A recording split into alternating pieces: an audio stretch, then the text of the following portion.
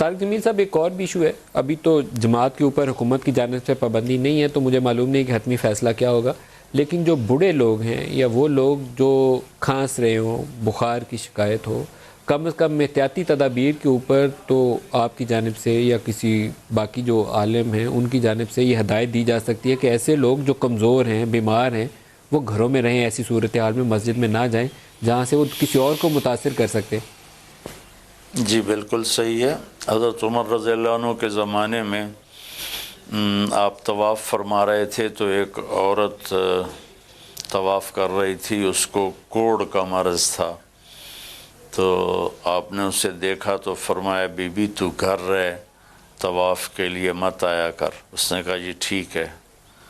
تو حضرت عمر رضی اللہ تعالیٰ عنہ جب شہید ہو گئے تو اس کی بیٹی نے کہا اب تو عمر نہیں رہا، اب تو تم جاؤ طواف کرو۔ تو اس نے کہا کہ اس نے جس اللہ کے لیے کہا تھا وہ اللہ تو موجود ہے، لہٰذا میں کبھی نہیں جاؤں گی۔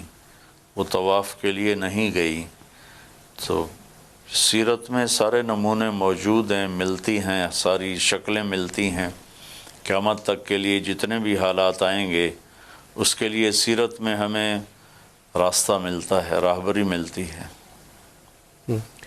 سر بہت خود آپ نے فرمایا جب جی آپ بات کریے پہلے۔